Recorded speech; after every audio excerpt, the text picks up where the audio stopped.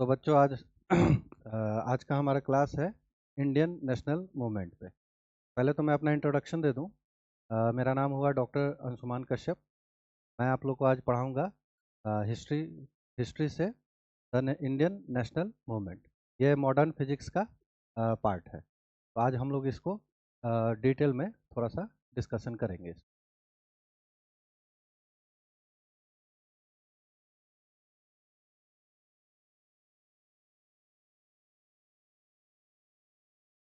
तो आज का हमारा क्लास है बेटे इंडियन नेशनल मूवमेंट, भारतीय भारतीय राष्ट्रीय आंदोलन। इसको बच्चों हम लोग दो पार्ट में करेंगे। ठीक है, आज एक पार्ट हमारा रहेगा 1885 से 1885 से लेकर के 1916 तक, और उसके बाद सेकंड पार्ट में बेटे हम लोग इसको कवर करेंगे गांधीयन एरा। ठीक है, गांधीयन एरा काफ़ी इंपॉर्टेंट है इस चैप्टर से। तो उस पर हम लोग सेकंड पार्ट यानी कल वाले क्लास में हम लोग जो है कि इसको कवर करेंगे। ठीक है, तो हमारा आज का क्लास है भारतीय राष्ट्रीय आंदोलन। ठीक है, इसकी शुरुआत हमारे देश में होती है 1885 से, 1885 से। 1885 से पहले भी भारत के अलग अलग प्रांतों में इस तरह के आंदोलन छोटे छोटे आवाज में अलग अलग प्रांतीय तौर तरीके से कुछ लोग उठा रहे थे, संगठन बना के, अलग अलग संगठन बना करके। लेकिन पूरे भारत में यानी पैन इंडिया में इस तरह का अभी तक कोई संगठन नहीं था जो कि क्या कर सके, नेशनल मूवमेंट को यानी राष्ट्रीय आंदोलन को पैन इंडिया यानी पूरे भारत के स्तर पे चला सके। तो इसके लिए 1885 में स्थापना होती है किसकी? 1885 में स्थापना होती है भारतीय राष्ट्रीय भारतीय राष्ट्रीय भारतीय राष्ट्रीय कांग्रेस की।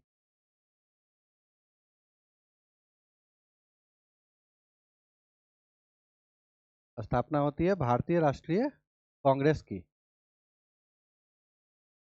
अब 1885 से पहले एक जो जिसे हम प्रथम स्वतंत्रता संग्राम कहते हैं, 1857 की जो क्रांति हुई थी।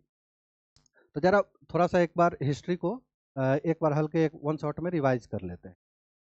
भारत में क्या हुआ था कि मुगल्स के बाद, मुगल्स को हरा करके मराठाओं का शासन था भारत पर। ठीक है, कुछ कुछ हिस्सों में सिखों का शासन था। और जब अंग्रेज यहाँ पे पहले क्या हुआ, व्यापार करने के मकसद से आए थे। अंग्रेज किस मकसद से आए थे? व्यापार करने के मकसद से। ठीक है, अंग्रेजों का आगमन भारत में कब से हुआ था? 1600 के आसपास से अंग्रेजों का आगमन भारत में हुआ था। और भारत में उस समय British east India company, British east India company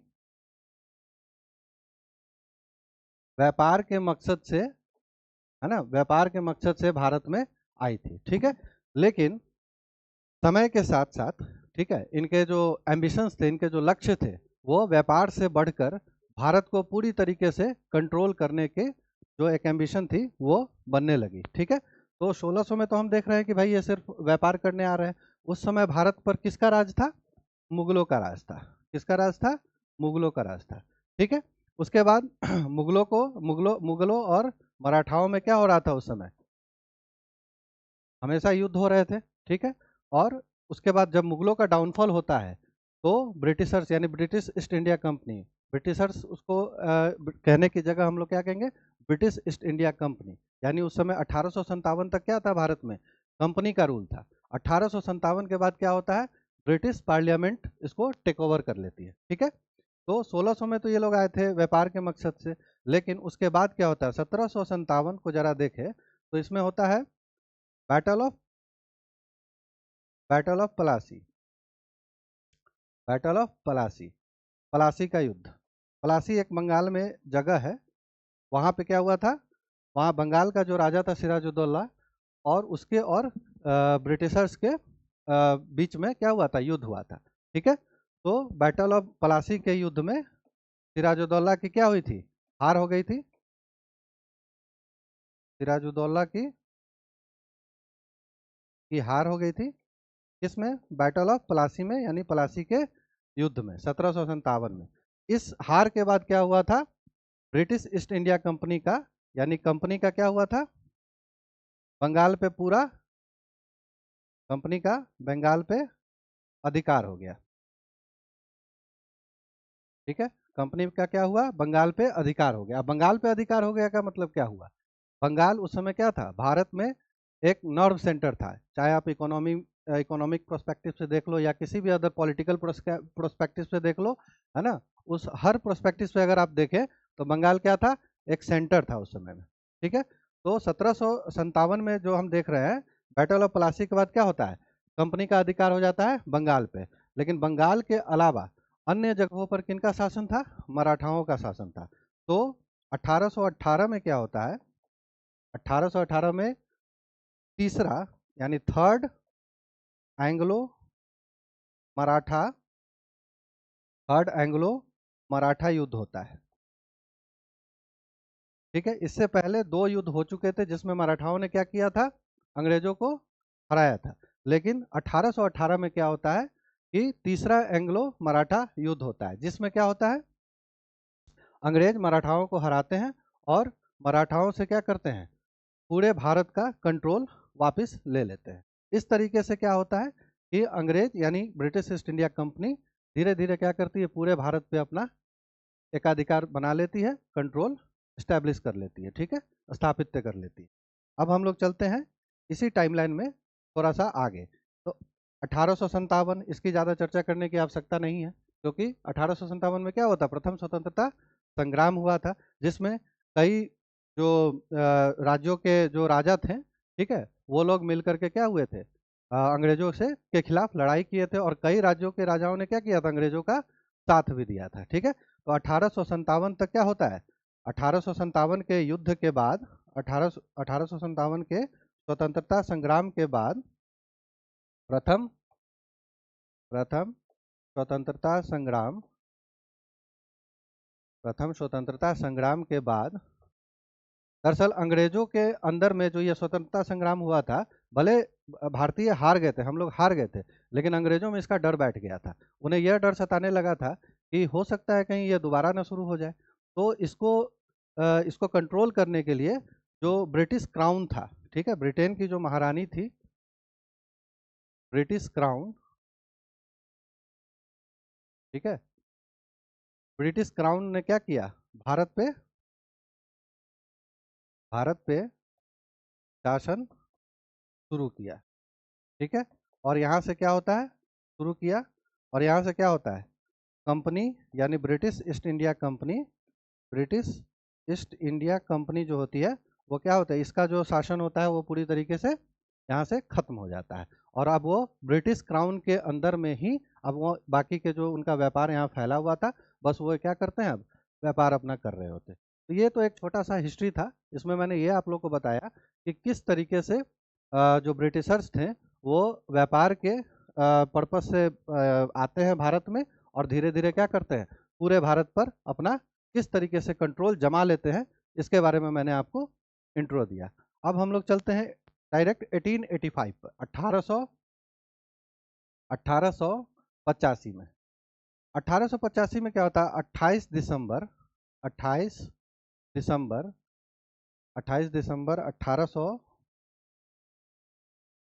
दिसंबर 1885 में क्या होता है, भारतीय राष्ट्रीय कांग्रेस की स्थापना की जाती है।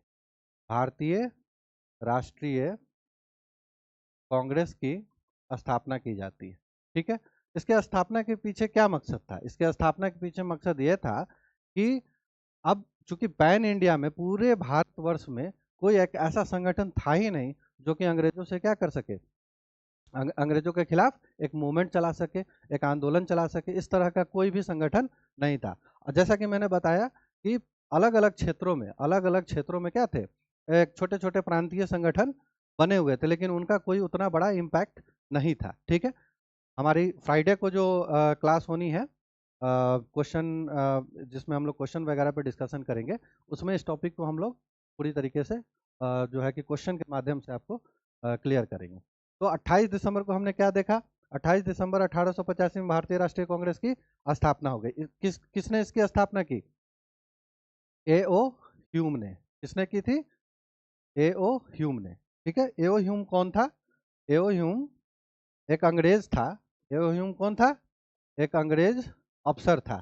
ठीक है, अंग्रेज अफसर था। जो अंग्रेजों की जो सिविल सर्विसेज थी, है ना, आईसीएस जिसको कहा जाता था, क्या कहा जाता था? ICS, Indian Indian civil service.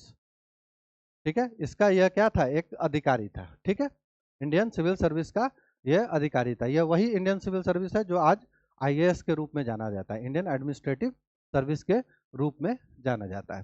ठीक है, तो ए.ओ. ह्यूम ने क्या किया था? ए.ओ. ह्यूम ने भारतीय राष्ट्रीय कांग्रेस की स्थापना की थी। और भारतीय राष्ट्रीय कांग्रेस की का जो पहला सेशन यानी पहला अधिवेशन हुआ था, वो पहला अधिवेशन कहाँ पर हुआ था और कब हुआ था? पहला अधिवेशन हुआ था 1885 में। ठीक है, आज के मुंबई, यानी उस वक्त इसको बम्बई कहा जाता था। ठीक है, उस वक्त इसको क्या कहा जाता था? बम्बई। तो 1885 में बम्बई अधिवेशन में, ठीक है, भारतीय राष्ट्रीय कांग्रेस की क्या हुई थी? इसका पहला सेशन 1885 में बम्बई अधिवेशन के नाम से जाना जाता है। और इसकी अध्यक्षता किसने की थी? तो वेंकटेश मुखर्जी ने। किसने की थी? वेंकटेश मुखर्जी ने। मैं हिंदी इंग्लिश दोनों में लिख रहा हूँ ताकि जो हिंदी मीडियम के बच्चे हैं वो भी समझ सके और इंग्लिश वाले भी इसको इजिली समझ सके। ठीक है, तो किसने इसकी अध्यक्षता किसने की थी? इसकी अध्यक्षता जो है वेंकटेश इसकी अध्यक्षता जो है वेंकटेश मुखर्जी ने की थी। ठीक है, इसकी अध्यक्षता वेंकटेश मुखर्जी ने की थी। ठीक है, तो हमने देख लिया कि भारतीय राष्ट्रीय कांग्रेस की स्थापना कब हुई, क्यों हुई, और 1885 में भारतीय राष्ट्रीय कांग्रेस के क्या हुआ? पहला अधिवेशन के बारे में भी हमने जान लिया। ठीक है, अब हम लोग चलते हैं इसमें कि आखिर इसकी जो ए.यू. ह्यूम ने, ऐसा बहुत सारे हिस्टोरियन का यह भी कहना है कि भाई अंग्रेज अफसर ने क्यों जो है इस तरह के संगठन का स्थापना किया था। तो बहुत सारे हिस्टोरियन ये भी कहते हैं कि अंग्रेज जो 1857 की क्रांति से काफ़ी डर गए थे, तो उनका ये मानना था कि भारत की जो अपर मिडिल क्लास है ना, उनको लेकर के एक संगठन बनाया जाए ताकि भारत के समाज में कोई भी गतिविधि हो रही हो या किसी भी तरह का कोई समस्या हो रहा हो, उसको लेकर के अंग्रेज पहले से क्या रहे? अवेयर रहे। अंग्रेज पहले से इसके बारे में पूरी तरीके से इन्फॉर्म्ड रहे। ठीक है ना, तो इसको लेकर के क्या हुआ था? ए.ओ. ह्यूम जो कि अंग्रेज अफसर था, उसने क्या किया? 1885 में भारतीय राष्ट्रीय कांग्रेस की स्थापना की। चलिए, तो इसमें क्या होता है, अब हम लोग देखेंगे कि भारतीय राष्ट्रीय कांग्रेस की स्थापना तो हो गई। अब ये कैसे जो है कि मूवमेंट को यानी आंदोलन को, है ना, आगे बढ़ाता है। ठीक है ना, किस तरीके से ये आंदोलन को आगे बढ़ाता है। ठीक है, राष्ट्रीय आंदोलन को ये किस तरीके से आगे बढ़ाता है। तो कांग्रेस के अंदर में, ठीक है ना, ठीक है, कांग्रेस को, जिसको कि आईएनसी यानी इंडियन नेशनल कांग्रेस कहा जाता है, भारतीय राष्ट्रीय कांग्रेस। ठीक है, तो कांग्रेस के अंदर दो तरह के लोग थे। ठीक है, एक जो थे उनको क्या कहा जाता था? नरम दल, या फिर इसको इंग्लिश में मॉडरेट्स कहते हैं। ठीक है, नरम दल। और दूसरे जो थे वो थे गरम दल। क्या थे? गरम दल, एक्सट्रीमिस्ट थे। दूसरे कौन थे? दूसरे एक्सट्रीमिस्ट थे। ठीक है, तो ये कांग्रेस में दो दो आइडियोलॉजी के लोग, दो विचारधारा के लोग थे। ठीक है ना, अब ये जो मॉडरेट्स थे, अब ये जो नरम दल वाले थे,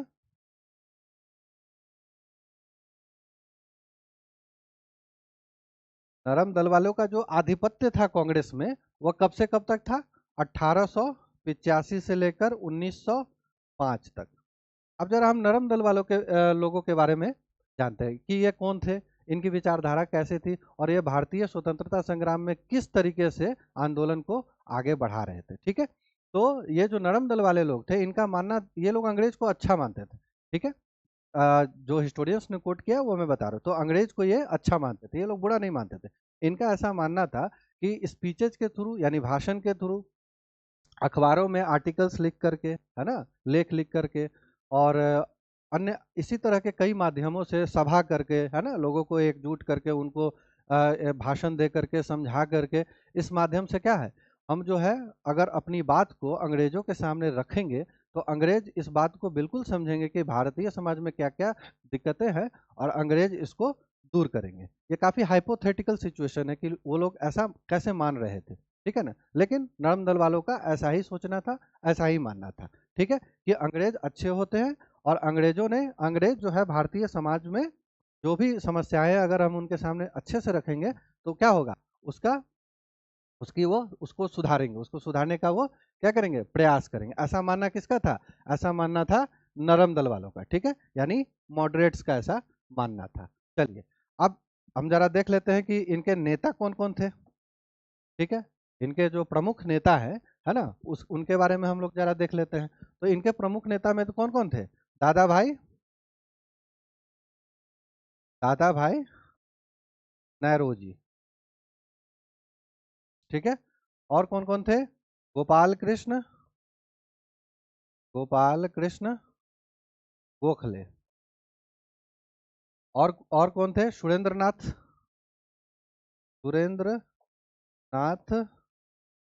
बनर्जी, सुरेंद्र नाथ बनर्जी, है ना। ये लोग क्या थे, जो कि नरम दल के मुख्य नेता थे। कौन थे, नरम दल के मुख्य नेता थे ये लोग। तो अब हम लोग इनके कुछ प्रमुख नेताओं के बारे में जान लिया हमने। अब हम ये देखते हैं कि चलिए ठीक है, नरम दल वालों को जो मानना था उससे कुछ हो पाया या नहीं हो पाया, क्या अंग्रेजों ने कुछ सुधार करने का प्रयास भी किया या नहीं किया। ठीक है, तो इसको हम लोग जरा समझने का प्रयास करते हैं। एक प्रयास तो हुआ था, ठीक है, बस एक ही प्रयास हो पाया, उसके अलावा जो भी बातें थी बस वो डिस्कशन होता था और ऑन पेपर ही रहता था, उसका ग्राउंड से कोई लेना देना नहीं था। दरअसल इसमें एक और पॉइंट क्या आता है कि जो नरम दल वाले लोग थे, उनका जो भारत की जो लोअर मिडिल क्लास थी, है ना, जो जो मध्यम वर्गीय लोग थे, जो गरीब लोग थे, उनसे कोई उनका कनेक्शन था नहीं, किसी प्रकार का उनसे कोई कनेक्शन नहीं था। ये लोग जितने भी नरम दल वाले लोग थे, ये जितने भी नरम दल वाले लोग थे, ये क्या थे, ये लोग अपर मिडिल क्लास थे। क्या थे, अपर मिडिल क्लास वाले थे, यानी मध्यम उच्च मध्यम वर्गीय लोग थे। आप जरा, आप अगर आप इन लोगों का एजुकेशनल क्वालिफिकेशन वगैरह जब आप देखते हो, तो एजुकेशन क्वालिफिकेशन में सारे लोग, मोस्ट ऑफ द लोग, आपको अधिकतर लोग क्या दिखेंगे, इन्होंने वकालत की पढ़ाई की होती, कहाँ से पढ़ाई की होती है, तो लंदन से पढ़ाई की होती। तो जो हिस्टोरियंस का ये कहना था कि भैया ये कांग्रेस की स्थापना अंग्रेज के द्वारा इसलिए की जा रही है ताकि भारतीय समाज को क्या किया जा सके, कंट्रोल किया जा सके, और क्या किया जा सके, विभाजन कराया जा सके, और क्या किया जा सके, रूल किया जा सके। तो इस तरह की बातें उस समय भी उठती थी, और जो हिस्टोरियंस है उसका आज भी क्या है, स्क्रिप्टेड है ये सारी बातें। ठीक है, तो ये था नरम दल का स्टैंस। तो नरम दल वालों ने क्या किया था, 1892 में इंडियन काउंसिल एक्ट को पास करवाया था, इंडियन काउंसिल एक्ट को पास करवाया था। ठीक है, भारतीय परिषद भारतीय परिषद अधिनियम। तो दरअसल भारतीय परिषद अधिनियम जो है ये 1861 में अंग्रेजों द्वारा भारत में बनाया गया था। उस वक्त 1861 में इसमें किसी भी भारतीय का किसी भी प्रकार से कोई रोल नहीं था, है ना।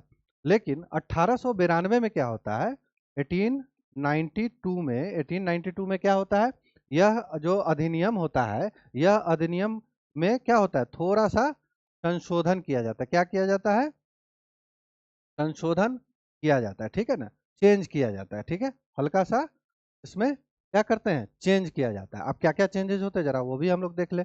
पहला जो इसमें चेंज होता है बेटे, इसमें पहला चेंज क्या होता है, भारतीय परिषद अधिनियम में क्या चेंज होता है कि जो मेंबर्स की जो इसमें संख्या थी, ठीक है ना, मेंबर्स की संख्या पहले कितनी थी? 1800 जब 61 में यह जब काउंसिल एक्ट बनाया गया था, तो उस एक्ट के समय क्या थी? जो संख्या थी वो लगभग जो है कि 6 से 12 थी। कितनी थी? 6 से 12। अब इसको बढ़ा करके क्या कर दिया गया? 10 से 16। ठीक, पहला चेंज तो ये हुआ, पहला संशोधन क्या हुआ कि जो मेंबर्स की संख्या है उसको क्या किया गया? 10 से 16 कर दिया गया। अब सेकेंड चेंज जो इसमें किया गया है बेटे, सेकेंड चेंज क्या किया गया इसमें? सेकेंड संशोधन क्या हुआ इसमें? नॉन ऑफिशियल मेंबर्स जो थे, नॉन ऑफिशियल यानी भारतीय लोगों को नॉन ऑफिशियली ही रखा जाता था, ठीक है ना। वहाँ पे मेजोरिटी वगैरह सब किसकी थी? अंग्रेज की ही थी। बस भारतीयों को एक मूक दर्शक बना करके वहाँ पे बिठाया जाता था, ठीक है। किनको? नरम दल वालों को। मोस्टली नरम दल के ही नेता क्या हुए थे? इसके नॉन ऑफिशियल मेंबर अपॉइंट हुए थे। तो नॉन ऑफिशियल मेंबर्स जो थे, है ना, गैर आधिकारिक जो इसके सदस्य थे, गैर आधिकारिक जो इसके सदस्य थे, तो क्या कहेंगे? गैर आधिकारिक, गैर आधिकारिक सदस्य जो इसके थे, वो गैर आधिकारिक सदस्य का चुनाव कहाँ से होता था? इसकी पावर किसको दे दी गई? इसकी पावर दे दी गई Bengal chamber, Bengal chamber of commerce, Bengal chamber of commerce, और बंगाल चैम्बर ऑफ कॉमर्स और किसको दी गई? प्रांतीय प्रांतीय परिषद को, ठीक है ना। प्रांतीय परिषदों को क्या कर दिया गया? प्रांतीय प्रांतीय परिषदों को। इसको हम लोग नेक्स्ट स्लाइड में जरा देख लेते हैं। पहला चेंज क्या हुआ था बेटे हमारा? पहला चेंज हुआ था कि सदस्यों की संख्या, सदस्यों की संख्या क्या हुआ? बढ़ के 10 से 16 हो गया, है ना। उसके बाद सेकंड चेंज हमारा क्या होता है बेटे इसमें? तो सेकंड चेंज हमारा होता है कि जो नॉन ऑफिशियल मेंबर्स हैं इसके, क्या? नॉन ऑफिशियल मेंबर्स का, नॉन ऑफिशियल मेंबर्स का जो सिलेक्शन होता है, ठीक है, सिलेक्शन का राइट किसको दिया जाता है? सिलेक्शन का राइट किसको दे दिया जाता है? Bengal chamber, Bengal chamber of, Bengal chamber of commerce को, है ना। और बंगाल चैम्बर ऑफ कॉमर्स के साथ और किसको दिया जाता है? प्रांतीय प्रांतीय परिषद, है ना, प्रोविंशियल प्रोविंशियल काउंसिल को, ठीक है ना। किसको दिया जाता है? प्रोविंशियल काउंसिल को, ठीक है। यहाँ तक हम लोग समझ गए, इतनी बातें समझ गए, 2 पॉइंट समझ गए। जो 1892 का, ये क्या है? 1892 का भारतीय परिषद अधिनियम, भारतीय परिषद अधिनियम, यानी कि इंडियन काउंसिल एक्ट, ठीक है ना। भारतीय परिषद अधिनियम में, इंडियन काउंसिल एक्ट में संशोधन, ठीक है, हम लोग इसको देख रहे हैं। तो अब थर्ड पार्ट पे आते, थर्ड पॉइंट पे आते हैं। थर्ड पॉइंट में क्या होता है बेटे कि जो बजट सेशन होता है, ठीक है ना, जब काउंसिल में बजट को प्रस्तावित किया जाता है कि इतना बजट भारत को चलाने के लिए, है ना, हम लोग लागू कर रहे हैं। तो बजट में पहले 1861 वाले में क्या था? बजट में आपको शामिल हो, यानी भारतीय लोगों को शामिल होने का कोई अधिकार नहीं था, ठीक है। तो इसमें क्या किया जाता है? बजट में, बजट में शामिल होने का, बजट में शामिल होने का, देखो बेटे यहाँ लिखने की आवश्यकता नहीं है, बस आप लोग समझो इसको। इसका जो है अलग से पीडीएफ बना करके आप लोग को अवेलेबल करा दिया जाएगा। इसमें पूरे के पूरे आपके नोट्स होंगे, उसको आप लोग आराम से क्या करोगे? नोट्स के थ्रू आप लोग जो है कि बाद में इसका रिवीजन कर सकते हो। अभी बस आप समझने का प्रयास करो, ठीक है। तो बजट में शामिल होने का अधिकार किसको मिलता है? भारतीय लोगों को अधिकार मिलता है। किसमें? बजट में शामिल होने का। लेकिन बस शामिल होने तक का ही अधिकार होता है, उससे ज्यादा कुछ नहीं मिलता है, ठीक है ना। बस शामिल होने तक का ही अधिकार होता है। आप कोई सवाल नहीं पूछ सकते हैं उसमें, किसी भी प्रकार के संशोधन की बातें नहीं कर सकते हैं, है ना। बस आप शामिल होइए, मूक दर्शक की तरह बैठ करके उसको देखिए, बस इतना ही था, ठीक है। तो ये 3 संशोधन किए जाते हैं किसमें? 1892 के भारतीय परिषद अधिनियम में, ठीक है। और इसका जो क्रेडिट होता है ये नरम दल वाले लेते हैं, ठीक है। तो अब हम लोग चलते हैं, ठीक। तो नरम दल के बारे में हमने बेटा समझ लिया है। हमने भारतीय परिषद अधिनियम में जो भी संशोधन हुआ उसको हमने देख लिया है। ठीक है, अब हम लोग चलते हैं 1885 से लेकर 1905 तक हमने कवर कर लिया। अब हम लोग चलते हैं 1905 से लेकर के 1909 तक का जो एरा है, इसको कहते हैं एक्सट्रीमिस्ट, यानी कि एक्सट्रीमिस्ट फेज। ठीक है, अब देखिए 1885 से लेकर 1905 तक, ठीक है ना, नरम दल वाले लोग होते हैं। अब इनका जो तरीका था वो तो अंग्रेज को क्या कर रहा था, सहूलियत ही दे रहा था, फायदा ही दे रहा था। उससे क्या हो रहा था, भारत में कोई सुधार नहीं हो रहा था जमीनी स्तर पे। अब जैसे देखा जाए तो किसी भी प्रकार का सुधार भारत में देखने को नहीं मिल रहा था। ठीक है, और अंग्रेज बड़े आसानी से आप क्या कर रहे थे, रूल कर रहे थे। नरम दल वाले कुछ खास इफेक्ट अपने भाषणों, सभाओं, इन सब से कुछ अंग्रेजों को कोई फर्क पड़ नहीं रहा था। ठीक है, हाँ, अब आते हैं, तब इसी बीच क्या होता है, जब नरम दल का कोई इफेक्ट नहीं आ रहा होता है तो इसी बीच क्या होता है बेटे, गरम दल वालों का उभार होना शुरू होता है। गरम दल यानी राष्ट्रवादियों का उभार होना शुरू होता है, जो कि नरम दल के तौर तरीके से क्या होते हैं, बिल्कुल भी खुश नहीं होते। ठीक है, वो लोग समझाते हैं उसको। गरम दल वालों का कहना था कि भाई ये कोई आपकी सुधार उधार के लिए अंग्रेज यहाँ नहीं आए, ये आपको शोषित करने आए। भारत की जो खनिज संपदा है, ठीक है, रॉ मटेरियल्स है, जो भी है भारत के, उसको क्या करने आए, लूटने आए हैं। भारत का जो भी क्या कहते हैं, खजाना है, उसको क्या करने आए ये लोग, लूटने आए हैं। और लूट कर क्या करेंगे, वापस अपने देश में लेकर के जाएंगे और उससे क्या होगा, अपने देश का विकास करेंगे। वही तो कर रहे थे अंग्रेजों का, क्या पूरा का पूरा मकसद था, यही मकसद था कि भारत को लूटना। ठीक है ना। और तो 1885 से जब 1905 के बीच में लोगों ने, भारतीय समाज में कई लोगों ने, हाँ, ये देखा कि भाई नरम दल के एक्टिविटीज से कोई फायदा हो नहीं रहा है, तो फिर क्या हुआ, राष्ट्रवादी लोग अब आगे आने लगे। ठीक है, राष्ट्रवादियों का क्या होने लग गया, उभार होने लग गया। ठीक है, तो 1905 आते आते कांग्रेस में क्या हुआ बेटे, कांग्रेस में राष्ट्रवादी लोगों का उभार होने लगा। क्या होने लगा, ठीक है, नेशनलिस्ट का क्या होने लगा, यहाँ पे राइज होने लगा। ठीक है, यानी इनका मानना था कि भाई नहीं, इसके अलावा भी हमें बहुत कुछ करना पड़ेगा। ठीक है ना, हमें प्रोटेस्ट करना पड़ेगा, है ना, सड़कों पर उतर कर क्या करना होगा, हमें प्रोटेस्ट करना होगा, लोगों को क्या करना होगा, हमें जागरूक करना पड़ेगा। हर एक एक चीज, जो अंग्रेजों के एक एक स्टेप्स थे जो कि भारतीय समाज को क्या कर रहे थे, खोखला कर रहे थे, उसके प्रति लोगों को क्या करना होगा, साम दाम दंड भेद सब करके उनको क्या करना होगा, जागरूक करना होगा। ठीक है, तो ये एक तरीका था जिसकी वजह से क्या हुआ, राष्ट्रवादियों का कांग्रेस में उभार होने लगा। अब चूंकि कांग्रेस में राष्ट्रवादी लोग आने लग गए तो उनका जो प्रभाव था, उनका जो इफेक्ट था, वो क्या होने लगा, भारत के अलग अलग कोने में जाने लगा। इससे क्या हुआ, पूरे पैन इंडिया में, यानी पूरे भारतवर्ष में क्या हुआ, राष्ट्रवाद का उभार होने लगे। ठीक है, तो यहां तक हमने देखा। तो 1905 में, अच्छा, तो जब राष्ट्रवादियों का उभार होने लगा तो नरम दल वालों से तो अंग्रेजों को कोई समस्या थी नहीं, है ना, उनसे तो उनको कोई समस्या नहीं थी। ठीक, लेकिन जब गरम दल वाले आए और जब इन्होंने एक्शन लेना शुरू किया तो इससे क्या हुआ, अंग्रेजों को प्रॉब्लम होने लगा।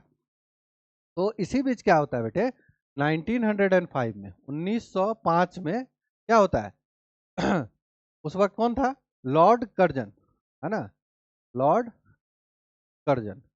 ठीक है, अब नाम तो इनके लॉर्ड वाले नहीं है लेकिन फिर भी लॉर्ड कर्जन, ठीक है, ऐसे कहने को कहा जाता है। तो 1905 में लॉर्ड कर्जन ने क्या किया, बंगाल बंगाल विभाजन का जो एक्ट था, ठीक है, उसको सजेस्ट किया, उसको लेकर के आया। ठीक है, बंगाल विभाजन। ठीक है, अब बंगाल पर बात आती है क्योंकि बंगाल उस वक्त क्या था, भारत के लिए काफी इंपॉर्टेंट स्टेट था। ठीक है ना, भारत के लिए काफी इंपॉर्टेंट स्टेट था। ठीक है, तो इसमें क्या किया जाता है, बंगाल विभाजन का जो एक एक्ट होता है उसको लेकर के कौन आता है, लॉर्ड कर्जन। अच्छा, ये क्यों आता है, इसका कारण क्या था, का रीजन क्या है, बंगाल विभाजन का एक्ट लाने का रीजन क्या था, भारत में, ठीक है, भारत में जो राष्ट्रवाद बढ़ रहा था, भारत में जो राष्ट्रवाद का उभार हो रहा था उसको कंट्रोल करने के लिए। ठीक है ना, अब देखिए अंग्रेज कितना साजिश रचते हैं भारतीय समाज को,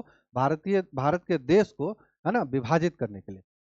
उन्होंने बंगाल विभाजन में क्या का जो एक्ट था उसमें उन्होंने क्या सुझाया?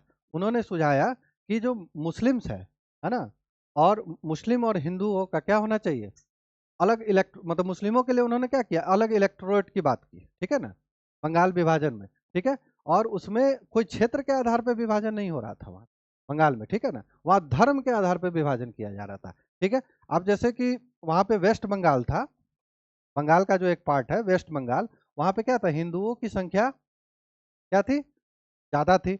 और वहीं ईस्ट बंगाल में, जो कि आज बांग्लादेश है ना, वहाँ पे क्या था, मुस्लिम की संख्या, मुस्लिमों की संख्या क्या थी, ज़्यादा थी। तो इसी को आधार बनाते हुए, है ना, धर्म के आधार पर क्या हुआ, बंगाल के विभाजन का एक्ट लॉर्ड कर्जन लेकर के आता है, ठीक है। किस आधार पे विभाजन था, धर्म के आधार पे विभाजन करने का प्रयास किया गया, ठीक है। अब जब इस तरीके का एक्ट आया, और चूंकि अब जैसा मैंने आप लोग को बताया है कि कांग्रेस में क्या हुआ, हाँ बेटे पीडीएफ डाल दिया जाएगा। तो मैं जैसा कि मैंने बताया कि कांग्रेस में राष्ट्रवादियों का क्या हो रहा था, उभार हो रहा था। तो 1905 आते आते क्या हुआ था, पूरे पैन इंडिया में राष्ट्रवादियों का क्या हो गया था, कांग्रेस की वजह से, जो कांग्रेस में गरम दल वाले लोग थे उनकी वजह से क्या हुआ था, उभार होने लग गया था। चलिए, तो यहाँ तक हमने देख लिया, 1905 में बंगाल विभाजन का एक्ट लाया गया, धर्म के आधार पर विभाजित करने की कोशिश की गई, ताकि लोग क्या हो, धर्म के आधार पे एक दूसरे से लड़ते रहे, ठीक है ना, और अंग्रेज आराम से यहाँ पे क्या कर सके, शासन कर सके।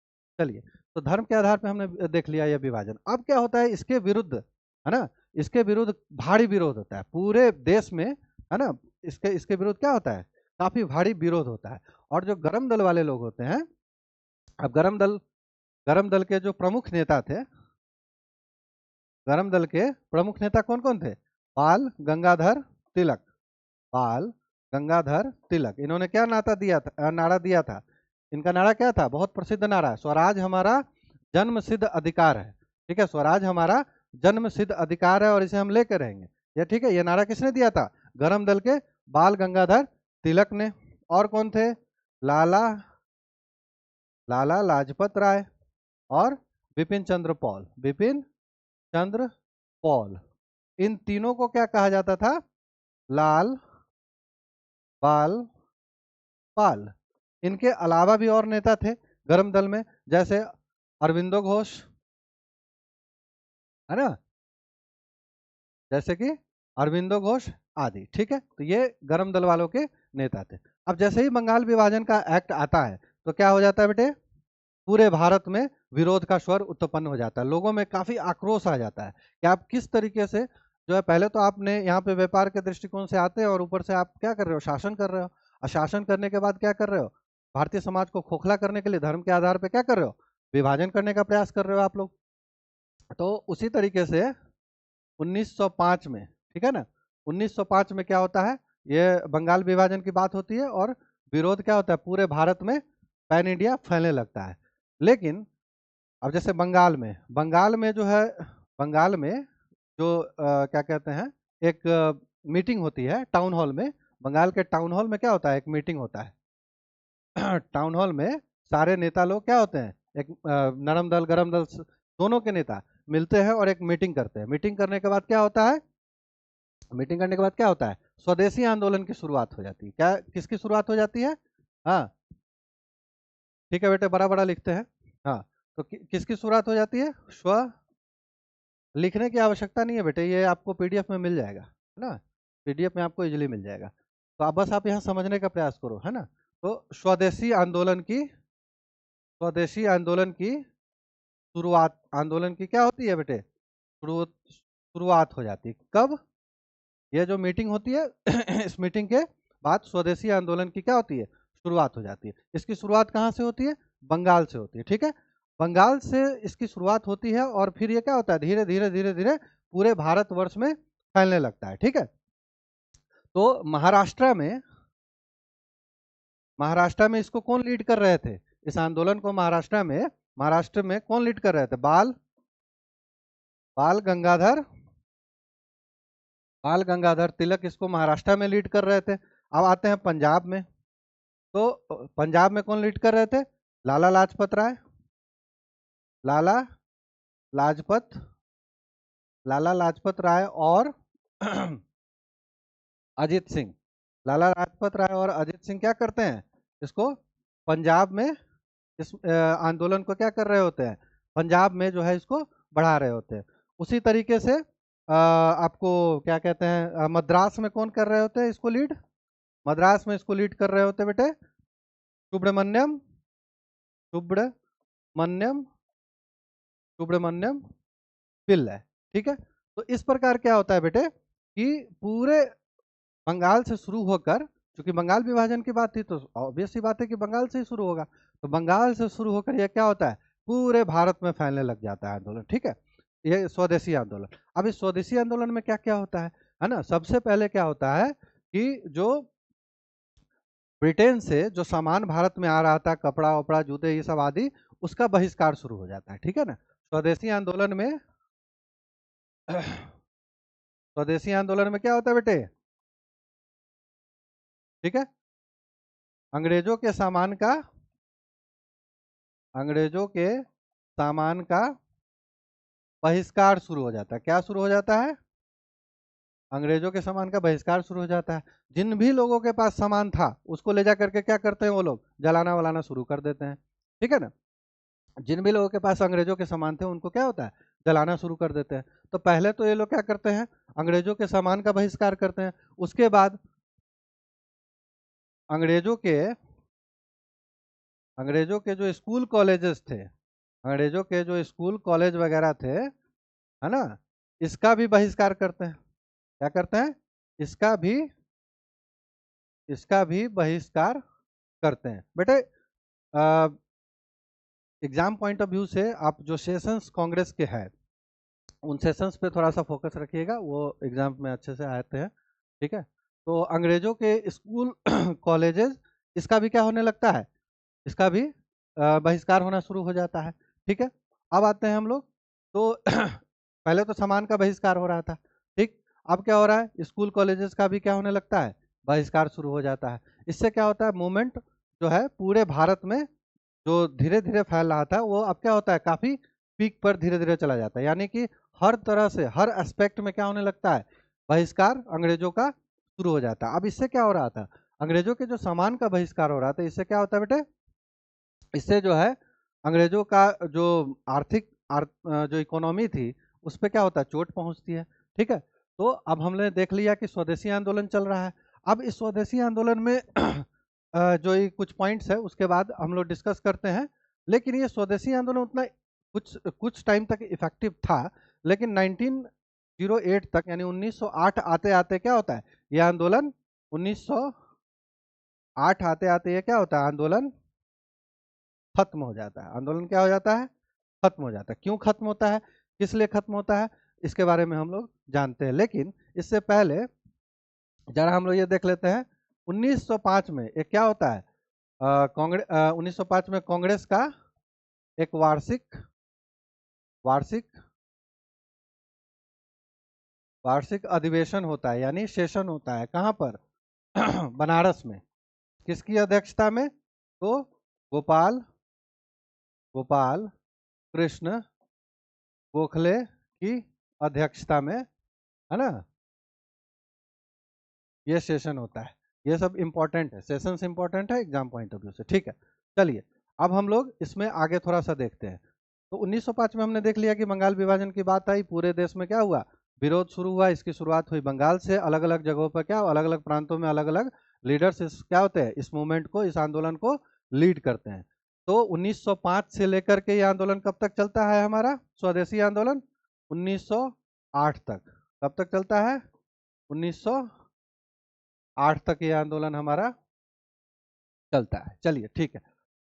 अच्छा, अब इसको देख लेते हैं कि ये आंदोलन खत्म क्यों हुआ, है ना, और इसका इस आंदोलन का क्या प्रभाव रहा, इसके बारे में भी हम लोग देखेंगे। लेकिन इससे पहले 1906 की थोड़ा बात कर लेते हैं। ठीक है ना, 1906 में थोड़ा और क्या क्या पॉइंट्स हुए थे। तो 1906 में मुस्लिम लीग की स्थापना हुई थी। किसकी स्थापना हुई थी?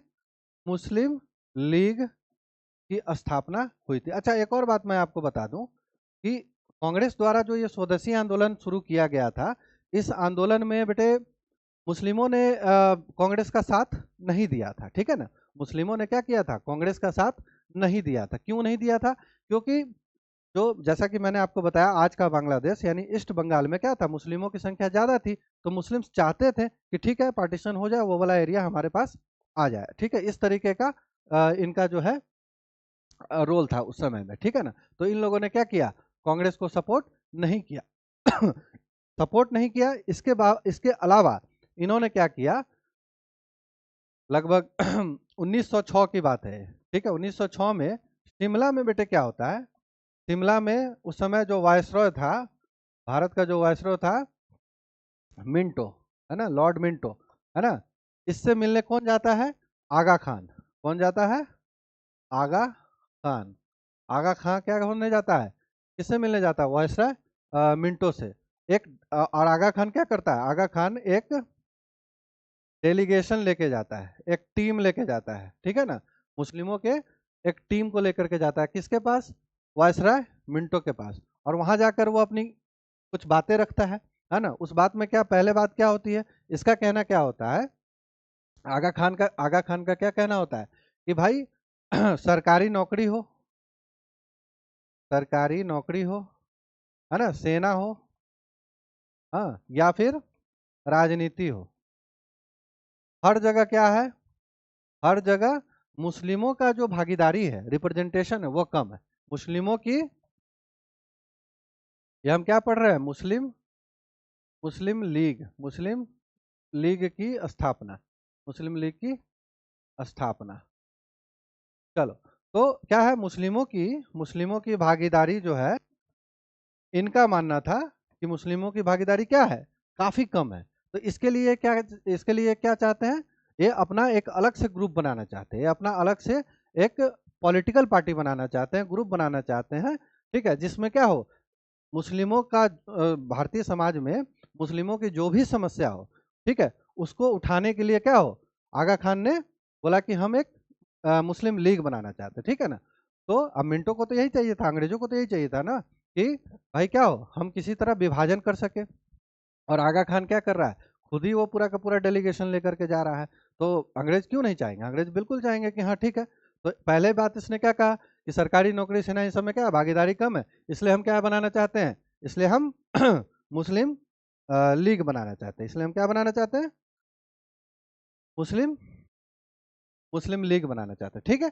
उसके बाद इसकी एक और डिमांड थी, ठीक है ना। एक और डिमांड क्या थी कि मुस्लिमों के लिए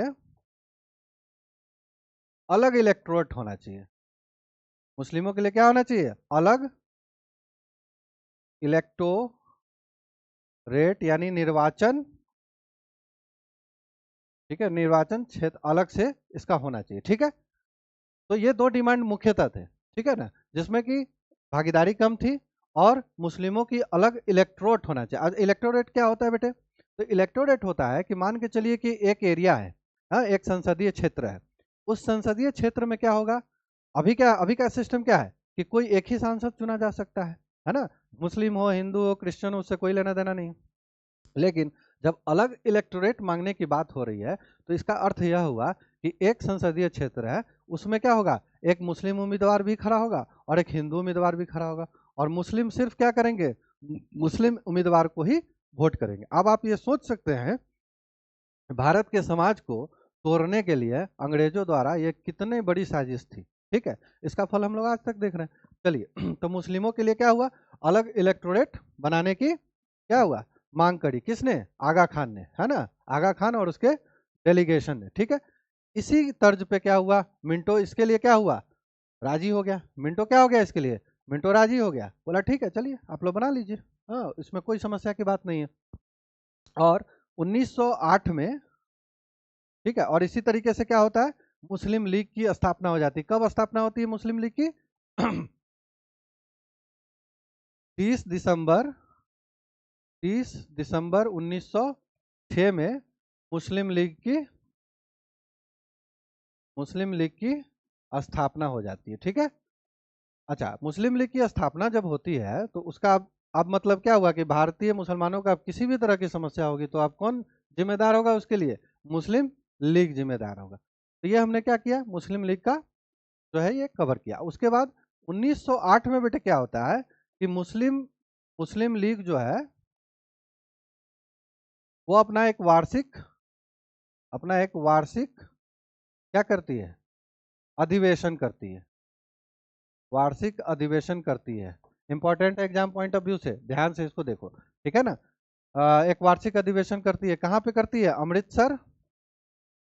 अमृतसर पंजाब में। अच्छा, अब उनको मुस्लिम लीग बनाने की तो अंग्रेजों ने परमिशन दे दी थी, लेकिन अलग से जो इलेक्टोरेट की बात थी उसकी परमिशन अब तक उनको नहीं मिली थी। इसीलिए 1908 में मुस्लिम लीग क्या करता है, अपने वार्षिक अधिवेशन में, अमृतसर के वार्षिक अधिवेशन में क्या करता है, अलग इलेक्टोरेट की मांग को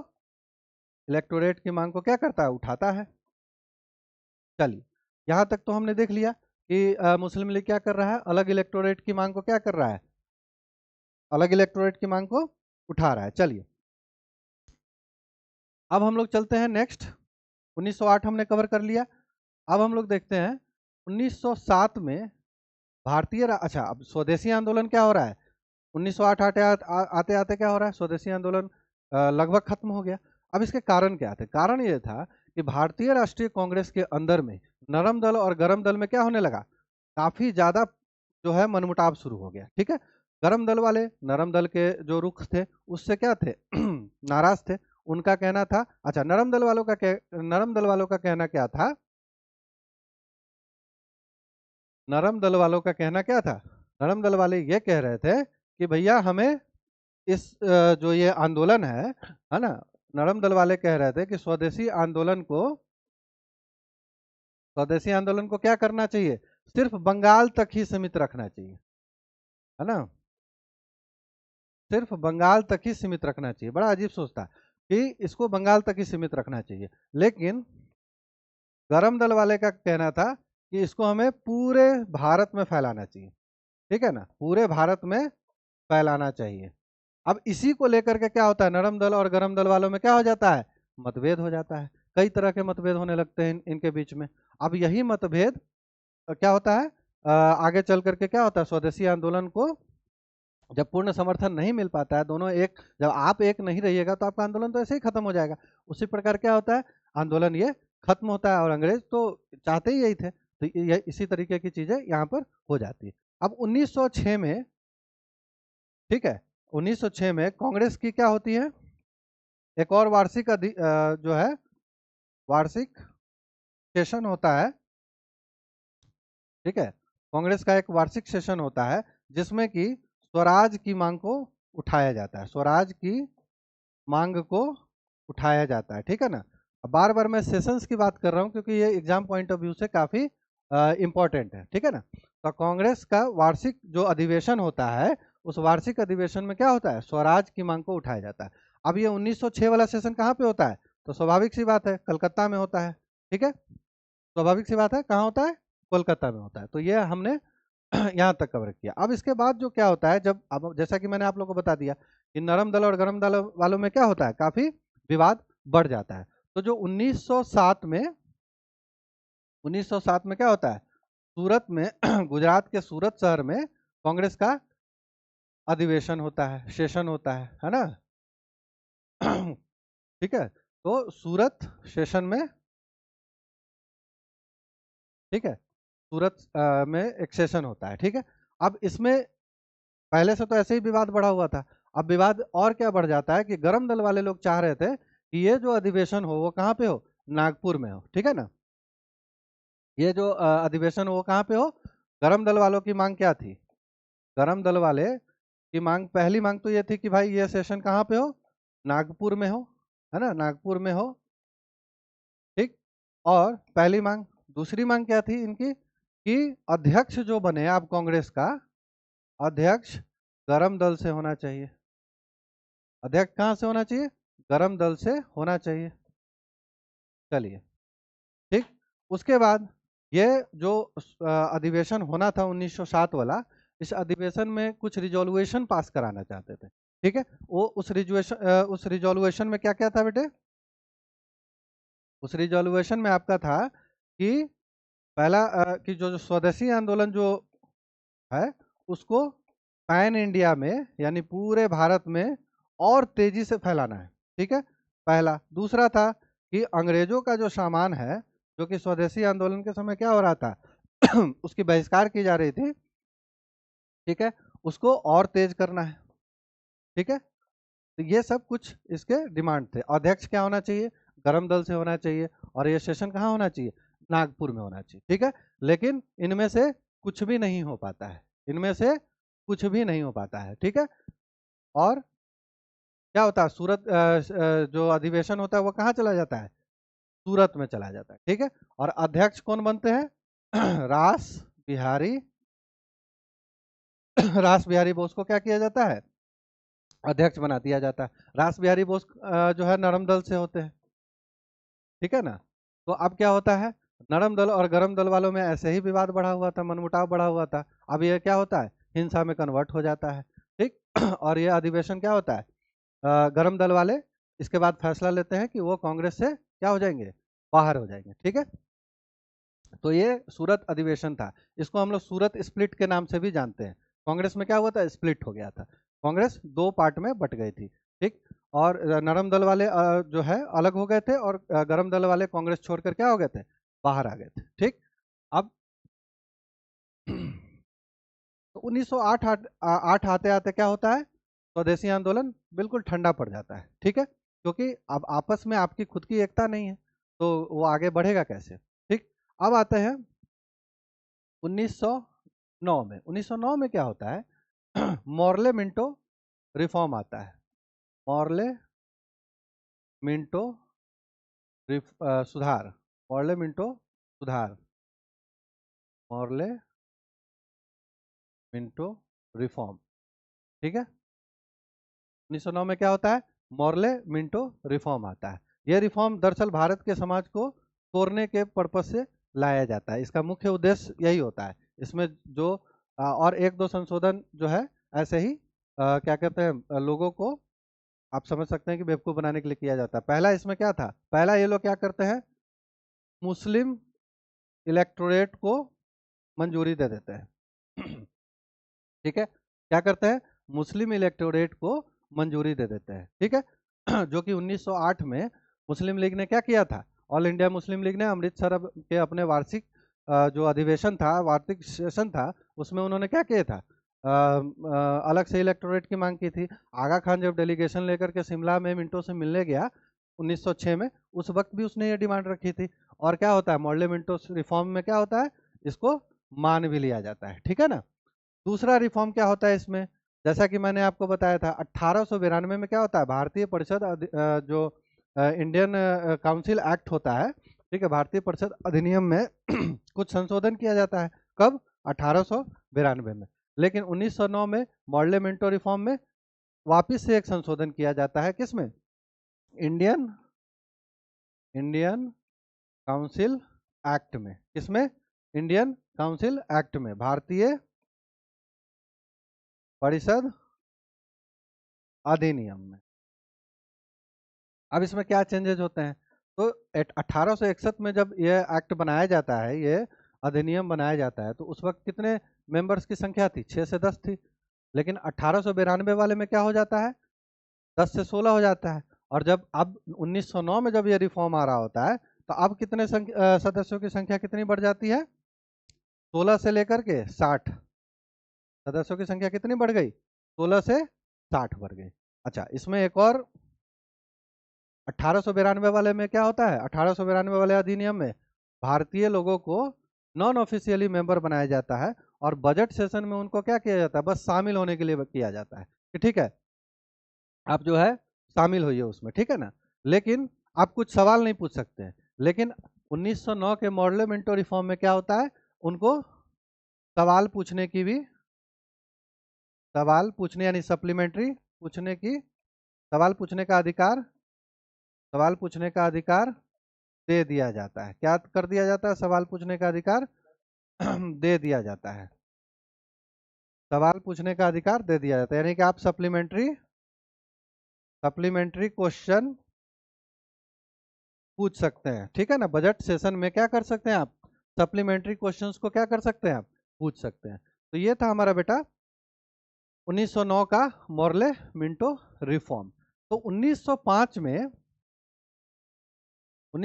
में जो बंगाल विभाजन की बात जब होती है, तो इसमें क्या होता है बेटे, इसका विरोध काफी तेज होता है, स्वदेशी आंदोलन फैलता है, ठीक है। और काफी प्रेशर ब्रिटिशर्स पे बन जाता है, अंग्रेजों पे क्या होता है, काफी प्रेशर बनता है। गरम दल वाले कांग्रेस से हटने के बाद भी शांत नहीं बैठते, वो अलग अलग जगहों पे अपने अपने लेवल पे क्या कर रहे होते हैं, मूवमेंट को अपने अपने सिटीज में लीड कर रहे होते हैं। तो 1905 में जब बंगाल विभाजन होता है, बंगाल विभाजन का जो एक्ट आता है, उसको 1911 में कैंसिल कर दिया जाता है। 1911 में क्या किया जाता है, कैंसिल कर दिया जाता है, निरस्त कर दिया जाता है। 1911 में क्या होता है, ये निरस्त कर दिया जाता है। अब जब ये निरस्त हो जाता है, ठीक है ना, अब जब ये निरस्त हो जाता है, तो इसमें निरस्त होने के बाद क्या होता है कि बंगाल का पार्टीशन होने से रुक जाता है। तो ऐसे भी स्वदेशी आंदोलन का अब कोई इम्पैक्ट रह नहीं जाता है। वैसे भी 1908 में क्या होता है, स्वदेशी आंदोलन धीरे धीरे खत्म हो जाता है। लेकिन चूंकि गरम दल वालों के प्रेशर के कारण 1911 में इसको क्या किया जाता है, कैंसिल कर दिया जाए। चलिए, अब हमारा, अब जरा इसको हम लोग देखते हैं कि अभी तक तो हम लोगों ने, ठीक है, भारतीय स्वतंत्रता जो एक मूवमेंट था, चल रहा था, इंडियन इंडिपेंडेंस मूवमेंट जो चल रहा था, उसमें हमने किसको देखा, नरम दल वाले को देखा, नरम दल वाले को देखा 1885 से लेकर 1905 तक। उसके बाद हमने देखा गरम दल वालों को, यानी एक्सट्रीमिस्ट को देखा, एक्सट्रीमिस्ट को देखा, इनका था 1905 से लेकर के 1909 तक। अब क्या होता है, जैसे कि हमने फ्रेंच रिवॉल्यूशन में भी पढ़ाया था, ठीक है ना, कि कंजर्वेटिव्स होते हैं, लिबरल्स होते हैं, और लिबरल्स के बाद कौन आते हैं, रेडिकल्स आने शुरू हो जाते हैं। वैसे ही भारत के समाज में भी क्या होता है, क्रांतिकारियों का दौर शुरू होता है। क्रांतिकारियों का, रेडिकल्स का, रेडिकल्स कह सकते हैं या रिवॉल्यूशनरीज कह सकते हैं, रिवॉल्यूशनरीज का दौर जो है कि शुरू होता है, ठीक है, ठीक है। उसके बाद, हाँ, तो क्रांतिकारियों का यानी रेडिकल्स का दौर शुरू हो जाता है।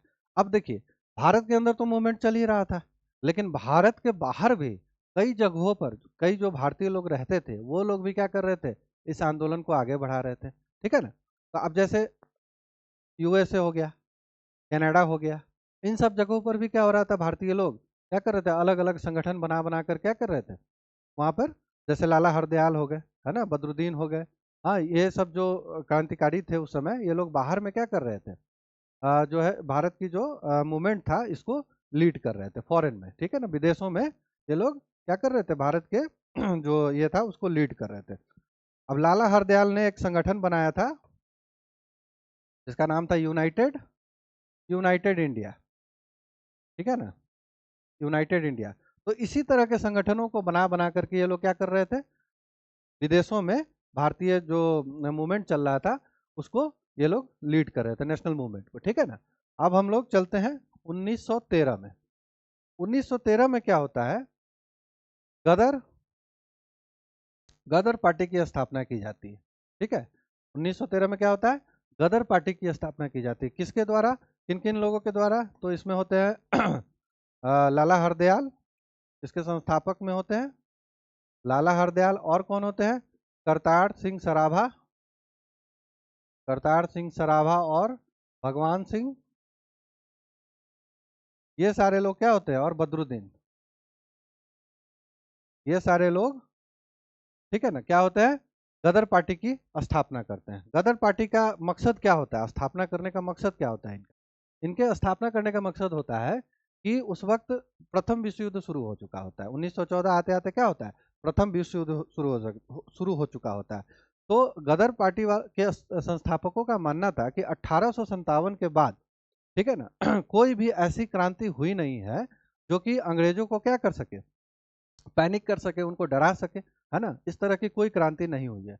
नरम दल वालों की का जो भी उनका मूवमेंट का तरीका था, नेशनल मूवमेंट का तरीका था, उससे अंग्रेजों को तो कोई खास फर्क नहीं पड़ रहा था। अब गरम दल वाले जो थे उनकी वजह से क्या हो रहा था, मूवमेंट राष्ट्रवाद का उभार भारत में हो रहा था, लेकिन उसका इम्पैक्ट उस तरीके से अंग्रेजों पे नहीं पड़ रहा था। तो इनका मानना था कि हमने नरम दल देख लिया, गरम दल देख लिया, है ना, मॉडरेट्स देख लिया, एक्सट्रीमिस्ट दोनों को देख लिया, लेकिन इससे कोई फर्क अंग्रेजों पे पड़ नहीं रहा है। तो इन लोगों ने इसी मकसद से कि 1857 की तरह कोई क्रांति की जाए, इसी मकसद से क्या होता है, गदर पार्टी बनाते हैं। और गदर पार्टी बनाने के साथ क्या करते हैं, एक गदर अखबार का भी शुरुआत करते हैं, जिसमें ये लोग अपनी स्ट्रैटेजीज वगैरह को लोगों के बीच में रखते हैं, है ना, कि ये लोग कैसे जो है कि मूवमेंट को प्लान करेंगे, कैसे क्या करेंगे, वो सब चीज़ें। अच्छा, जब ये सारी चीज़ें हो रही होती है तो ब्रिटेन भी शांत नहीं बैठा होता है। उसका जो इंटेलिजेंस होता है, उसकी जो खुफिया विभाग होती है, वो हर जगह फैली होती है, और उसके खुफिया विभाग को ये सारी चीज़ें, इन सब बातों की भी क्या होती है, खबर होती है। अब चूंकि आप ओपनली अखबार निकाल रहे हो, तो ऐसे भी उन लोगों को खबर हो जाएगा। ठीक है, चलिए। तो गदर पार्टी की स्थापना हुई। अब क्या होता है, एक अच्छा, गदर गदर क्रांति जो होती है, इसको इसका जो मोमेंट होता है, ये तेज होता है दो इंसिडेंट से। एक तो होता है कि भाई पहला विश्व युद्ध चल रहा है ना, 1914 आते आते क्या होता है, पहला विश्व युद्ध शुरू हो जाता है। और पहला विश्व युद्ध शुरू होने के बाद क्या होता है कि अंग्रेज उधर बिजी हो जाते हैं। तो इन लोगों का ऐसा मानना था कि यह एक बहुत ही अच्छा समय है, हाँ, कि आप अंग्रेजों के विरुद्ध क्या कर सकते हो, एक मूवमेंट चला सकते हो। लेकिन इधर नरम दल वालों का बिल्कुल ही ऐसा नहीं मानना था। उनका कहना था कि नहीं, हमें अंग्रेजों की सहायता करनी चाहिए। ठीक है, अगर हम उनकी सहायता करेंगे तो हो सकता है वो हमें बाद में स्वतंत्रता दे दे। ठीक है, लेकिन ऐसा कुछ होता नहीं है। अब गदर क्रांति में क्या होता है, गदर पार्टी की जब स्थापना हो जाती है, तो पहला तो हो गया कि विश्व युद्ध। दूसरा क्या होता है, कोमागाता कोमागाता मारू इंसिडेंस। इसमें क्या होता है, ये कोमागाता मारू दरअसल एक जहाज होता है, एक पानी का जहाज होता है ना, पैसेंजर जहाज होता है। ठीक है, यह क्या होता है, 370 भारतीय लोगों को लेकर के कहाँ जा रहा होता है सिंगापुर से, सिंगापुर से, है ना, वैंकूवर, वैंकूवर कहाँ पे है, कनाडा में। ठीक है ना, कनाडा में जा रहा होता है। ठीक है, अच्छा, अंग्रेज की जो खुफिया एजेंसी होती है, उसको ऐसा क्या लगता है कि ये जो सारे के सारे लोग हैं, ये 370 लोग हैं, ये भारत में आ रहे हैं क्या करने, कनाडा के थ्रू भारत में क्या करने आ रहे हैं, क्रांति करने आ रहे हैं। ठीक है ना, तो इनको कंटेन करने के लिए, इनको रोकने के लिए, ये ब्रिटिश की जो खुफिया विभाग होती है, वो ब्रिटिश सरकार को सूचना देती है, और ब्रिटिश सरकार कनाडा की सरकार को सूचना देकर इस जहाज को कनाडा में लैंडिंग से रोक देती है। क्या कर देती है, कनाडा में लैंडिंग से रोक देती है। अब रोकने की वजह से क्या होता है, यह जहाज 2 महीने के बाद समुद्र में घूमते घूमते कोलकाता पहुंचता है 1914 में। ठीक है ना, 1914 में 2 महीने के बाद ये कहाँ पहुंचता है, कोलकाता में पहुंचता है। ठीक है, अब कोलकाता में जब ये जहाज पहुंचता है, तो अंग्रेजों की प्लानिंग क्या होती है, अंग्रेजों की प्लानिंग होती है कि हम इन सारे लोगों को क्या करेंगे, अरेस्ट करके, और पंजाब वाली जो ट्रेन है, पंजाब वाली ट्रेन में क्या करेंगे, इनको हम ले जा करके पंजाब के जेलों में इनको अरेस्ट करके डालेंगे। तो इसके लिए क्या होता है, जैसे ही ये लोग कोलकाता पहुंचते हैं, तो पुलिस क्या होता है, इनको जबरदस्ती, पुलिस क्या करने लगता है, इनको जबरदस्ती पंजाब वाली ट्रेन में बिठाने लगता है। अब इसी बीच में क्या होता है, झड़प हो जाती है, एक कॉन्फ्लिक्ट क्रिएट हो जाता है। इस झड़प में क्या होता है बेटे, 22 लोगों की मृत्यु हो जाती है। कितने लोगों की मृत्यु हो जाती है, 22 लोगों की मृत्यु हो जाती है। ठीक, अब इससे क्या होता है, इस इंसिडेंट से क्या होता है, लोग और भड़क जाते हैं। ये लोग जो जिन्होंने गदर पार्टी की स्थापना की थी, ये लोग क्या होते हैं, और ज्यादा भड़क जाते हैं।